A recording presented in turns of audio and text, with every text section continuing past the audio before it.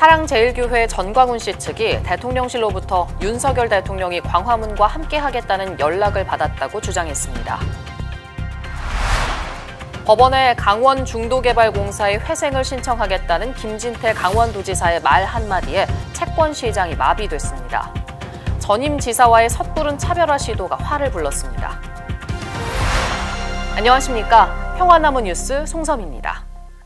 사랑제일교회 전광훈 씨 측이 지난 22일 연 광화문 집회에서 대통령실로부터 연락을 받았다며 윤석열 대통령이 광화문 세력과 함께하겠다고 밝혔다고 주장했습니다.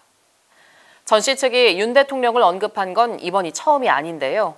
전 씨 측은 윤 대통령이 후보 시절에도 전 씨에게 직접 전화했다고 주장하기도 했습니다. 신비롬 기자입니다.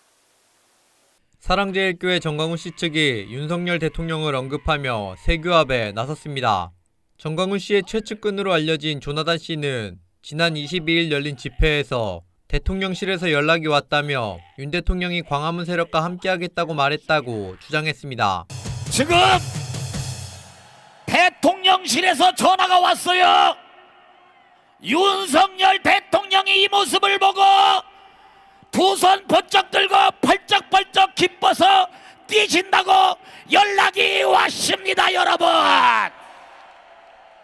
이제는 광화문과 함께 가겠다고 연락이 왔습니다. 전광훈 목사님이 아니면 안 된다고 연락이 왔습니다. 여러분, 전 씨 측이 윤 대통령을 언급한 건 이번이 처음이 아닙니다. 이들은 지난해 11월 국민의힘 대선 후보 경선 결과가 발표될 당시에도 윤 대통령과의 친분을 과시했습니다. 윤석열한테도 전화가 오고 홍준표한테도 왔는데 얘기했잖아요.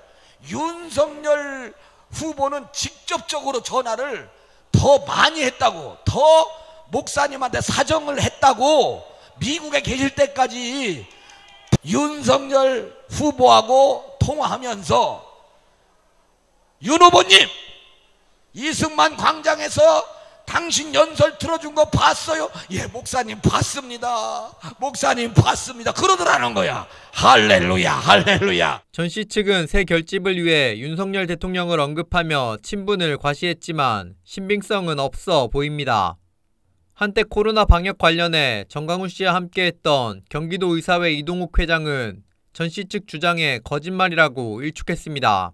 제가 보기에는 그 말이 안 돼요. 맨날 팔아먹고 사람들 팔아먹잖아요. 거기 제대로 된 정치인 누가 거기 얼쩡거려요. 네. 그게 무슨 뭐 윤석열이 무슨 뭐 전광훈하고 함께 하겠다. 그 거짓말인 거죠. 그거는.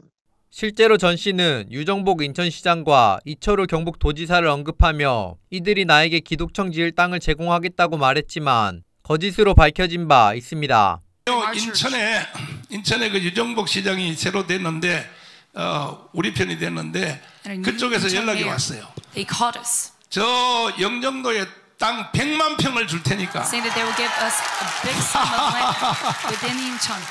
평 줄 테니까 기독청 지라고. 저 경상북도 이철우 지사가 또 삐지게 생겼다. 이제 거기도 100만 평 준다 그랬지. 또 여기 충주는 또 충주댐 옆에 말이야 35만 평 또 준다 그랬지. 제가 여기서 분명히 말씀드리는 거는 우리 도지사께서 그런 약속을 하신 바도 없고, 제가 그 목사님이 무슨 말씀하신 거는 저희 도에서 전혀 알 수가 없습니다. 무슨 사업을 하는 민간인 얘기를 들었는지는 모르겠는데 충주시에서는 그런 얘기도 없고 땅도 없고, 말씀드렸더니 확인해 보셨더니 포적 드시는데 말도 안 되는 무슨 소리냐고. 말도 안 되는 소리라고요. 그렇죠. 한편 해당 집회에 참석한 목사들은 주사파 척결을 외치며 전광훈 씨를 추워 올리는데 열을 올렸습니다. 윤석열 대통령 들으십시오. 수사파들을 완전히 감옥으로 보내십시오. 평화나무 뉴스 신비롬입니다. 김진태 강원도지사가 쏘아올린 레고랜드 사태로 금융시장의 자금 경색이 심화되고 있습니다. 김 지사는 회생 신청은 채무 보증 부담에서 벗어나려는 조치로 채무 불이행 선언과는 다르다고 강변하지만 금융시장은 광역지자체도 채무 보증을 못하는 상황으로 받아들이면서 일이 커졌습니다. 전임 최문순 지사와의 섣부른 차별화 시도가 화를 키웠다는 분석입니다. 서정필 기자입니다. 국내 채권 시장에 대혼돈을 불러온 김진태발 레고랜드 사태가 일파만파로 퍼지고 있습니다. 정부가 긴급히 50조 원의 긴급자금을 수혈했지만 채권 시장에서는 자금이 썰물처럼 빠져나가고 있습니다. 그렇지 않아도 어려운 이 자금 시장에 불필요한 혼란과 오해가 초래돼서 매우 유감스럽게 생각합니다. 문제가 커지자 김 지사는 내년 1월 말까지 예산을 편성해 강원도가 강원중도개발공사에 보증한 부채 2,050억 원을 모두 갚겠다며 진화에 나섰습니다. 그렇지만 바닥으로 치닫는 투자 심리를 달래기에는 역부족입니다. 김 지사는 회생 신청과 디폴트는 별개라고 강조합니다. 하지만 시장은 회생 신청 자체를 광역지방자치단체 지급보증도 믿을 수 없다는 신호로 받아들여 극심한 자금 경색이 이어지고 있습니다. 디폴트는 선언한 적도 없고 선언할 수도 없습니다.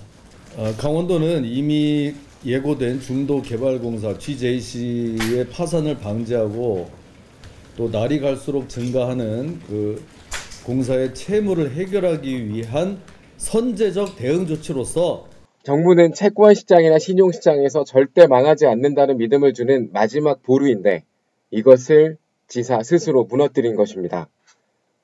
믿음이 무너지니 채권 시장 자체가 무너져 내리는 것입니다. 이번 사태는 채권 시장의 속성을 제대로 몰랐던 김 지사가 전임 최문순 지사 시절 있었던 문제를 부각시키기 위해 성급한 채무 불이행 선언을 하면서 비롯됐다는 분석이 많습니다. 섣부른 차별화 시도가 부메랑이 돼 도리어 자신의 정치적 입지에 타격을 받게 됐다는 것입니다. 채무 이행을 할 수 있음에도 정치적 이유로 불신을 키운 김진태 지사. 그런 의도가 아니었다고 애써 강변하지만 이미 사태는 돌이킬 수 없이 커졌습니다. 평화나무 뉴스 서정필입니다. 오늘 뉴스는 여기까지입니다. 시청해주셔서 고맙습니다.